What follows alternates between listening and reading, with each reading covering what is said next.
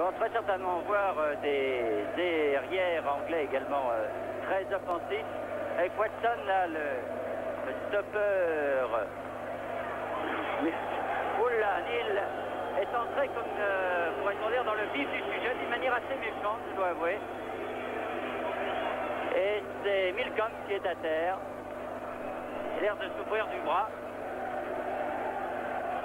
Monsieur Aldinger demande à ce que tout le monde se relève, mais alors que Coleman fait signe au banc de touche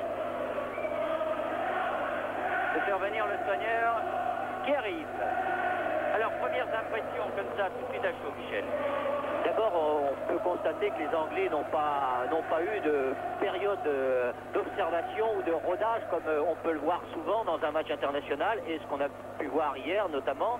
Et les Anglais ont tout de suite été dans le vif du sujet, c'est-à-dire dans le camp adverse. Et les Belges ont été obligés de défendre. Mais je crois que c'est vrai que c'est aux Anglais de faire le jeu. Et ce qui va peut-être permettre aux Belges d'avoir des flèches de contre-offensive, ce qui leur permettra certainement de s'extérioriser. Ce qu'il faut dire aussi, c'est que c'est le retour de cette équipe anglaise dans les grands tournois, puisqu'on peut dire que depuis 10 ans, elle était un peu en sommeil, absente des Coupes du Monde à Munich et en Argentine, absente également de la Coupe d'Europe, tout comme les Belges. Et c'est donc un retour de deux footballs et il faudra se méfier très certainement de ce football belge en gros progrès et se méfier dans ce tournoi en tout cas de cette équipe anglaise toujours aussi généreuse. Alors que ce sont les Belges pour l'instant qui ont le ballon avec une tête de Gérès, mais c'est Sanson qui reprend ça. Johnson, vous préférez. Keegan.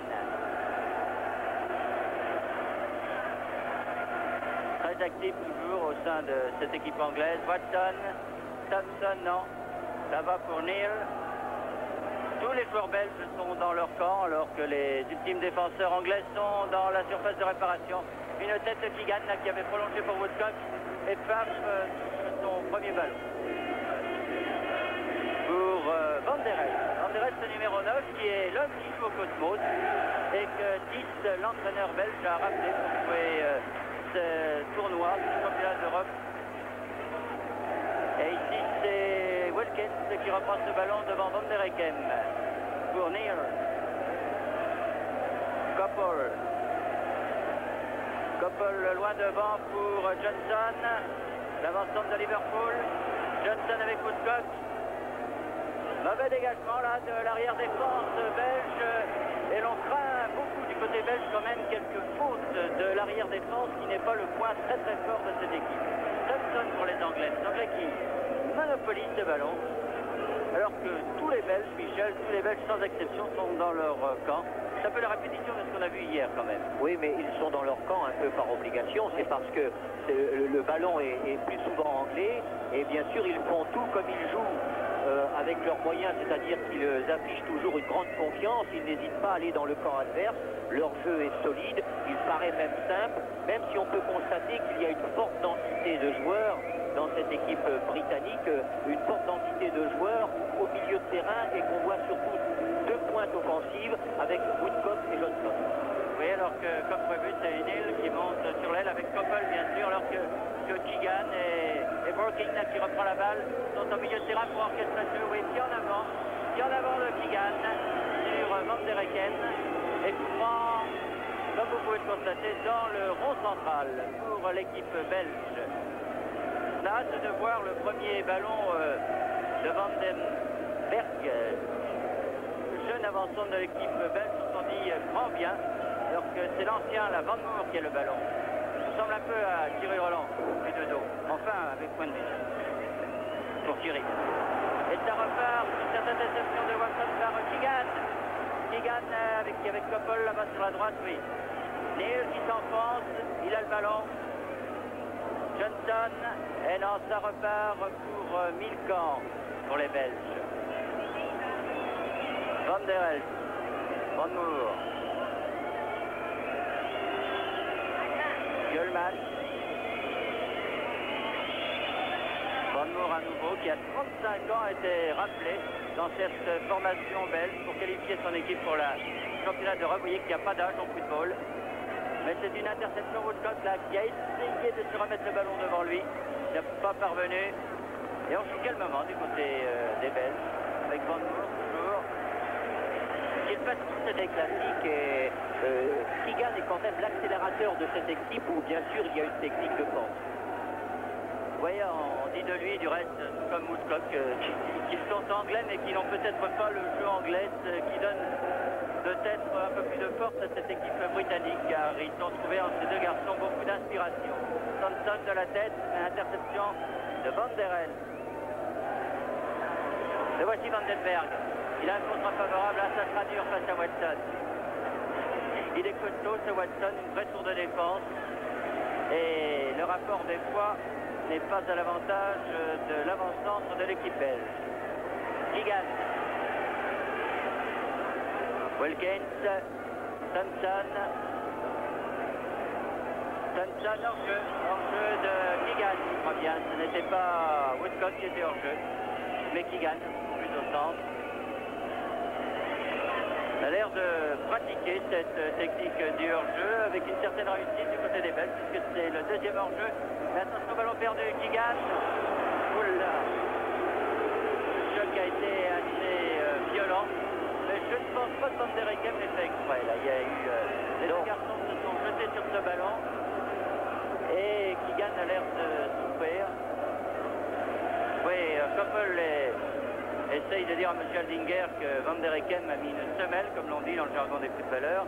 Mais très franchement, je ne crois pas, Michel, que Van der Eycken l'ait fait exprès. Non, c'est un choc assez sévère, bien sûr, mais comme il en existe au plus haut niveau et dans toutes les rencontres internationales, quand il y a une lutte d'homme à homme et donc pour la possession du ballon. Oui, on sait que Keegan était à un moment incertain dans cette équipe anglaise, puisqu'il était blessé au genou lors du dernier match qu'il avait disputé dans le championnat d'Allemagne, son dernier match du reste avec Hambourg. Et le voici à nouveau touché. Il a l'air de souffrir. On ne voit pas d'ici si c'est le genou ou la cheville. Si c'est le genou, ça poserait des problèmes, surtout si c'est le genou blessé. D'autant que l'on joue maintenant depuis 10 minutes dans cette rencontre entre l'Angleterre et la Belgique. Non. Voilà, Keegan se relève. Le garçon est solide. Il est solide comme le football anglais d'ailleurs. Oui, quand on voit la dimension la taille des arrières britanniques, on peut en être convaincu. Marqué du côté des Belges, c'est pas mal non plus la preuve Milcan là pour Van der Elst. Et coup franc pour Van der Eycken. Keulemans qui est passé à droite maintenant, l'ailier gauche belge. Van Moor. Van Moor derrière pour Meus. Meus, solide aussi, Meus, c'est Johnson. Et puis Gérette. Grand changement là-bas pour Cole, c'était bien joué, c'est tenir. On pousse peut-être davantage le jeu du côté des Belges. Oui, je suis très favorablement impressionné par cette équipe belge qui semble avoir un bel esprit de corps et qui est une équipe jeune, dynamique, mais aussi avec de solides qualités athlétiques. Oui, jeune, enfin peut-être pas en milieu de terrain, parce qu'avec Van Moor et Gould qui ont presque 35 ans les deux. Mais enfin, le reste en effet est très jeune. C'est une moyenne relativement jeune, de 23-24 ans. Hein. Et ça combine très très bien derrière, la preuve, et Gould peut repartir avec Van Moor. Les deux anciens donc de cette équipe belge qui dirigent la manœuvre avec beaucoup de sang-froid, mon Dieu. Et pour l'instant, les Anglais qui avaient fait un bon début ont l'air de camper un peu sur leur position. Et paf, dégage. Ah, les têtes britanniques Thompson. Dégagement de l'arrière Rankin. Keulemans, Gould. Ah non, complètement raté son centre. Il a essayé le centre brossé. Il l'a complètement raté. Alors qu'il n'y avait que deux attaquants belges qui étaient Van der Elst et Vandenberg. Woodcock. Position d'ailier droit là-bas. Le ballon ne sort pas. Et on donne la faute à Milcan. Scheldinger. Wilkins. Woodcock encore là. Oui, il y a faute. Là, il est beaucoup mieux placé ce mouvement-là. Et pourrait être dangereux pour la Belgique. Ils sont tous en défense, les Belges, sauf un, Van den Berg, qui est dans le rond central. Et par voie de conséquence, il y a 8 attaquants anglais. C'est Trevor Brooking de West Ham qui a remporté la Coupe d'Angleterre cette saison, qui tire ce coup franc pour Keegan. Hors-jeu. C'était trop beau, Keegan. Et Pfaff va pouvoir dégager. Pfaff qui a retrouvé sa place, que lui a un instant pris Custers dans les buts belges. Custers qui a complètement raté le dernier match de l'équipe de Belgique contre la Roumanie.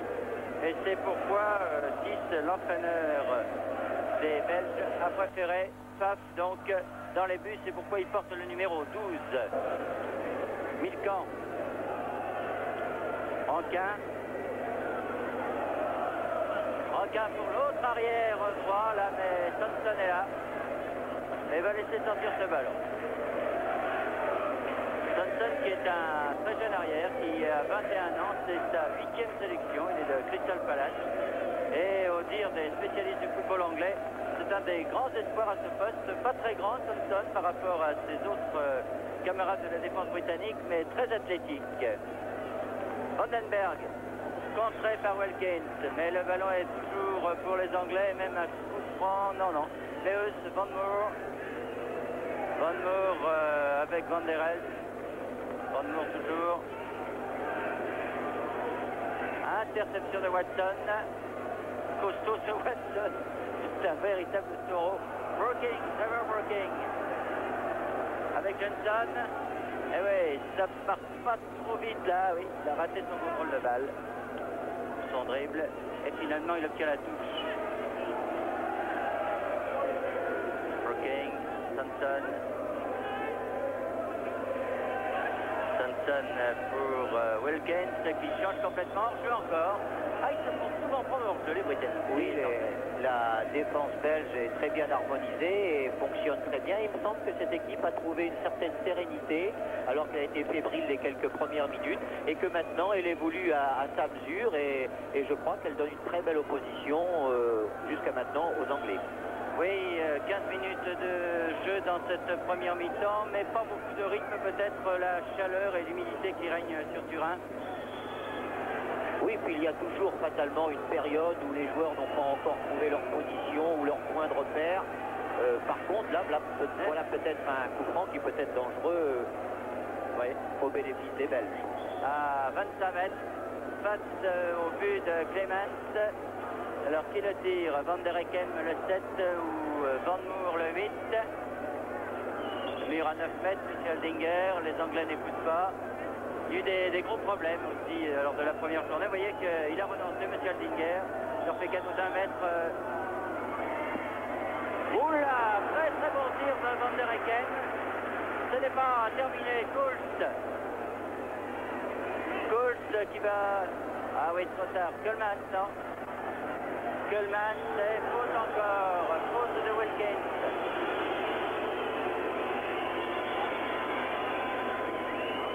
Très bien tiré en tout cas ce coup franc de Van der Hecken.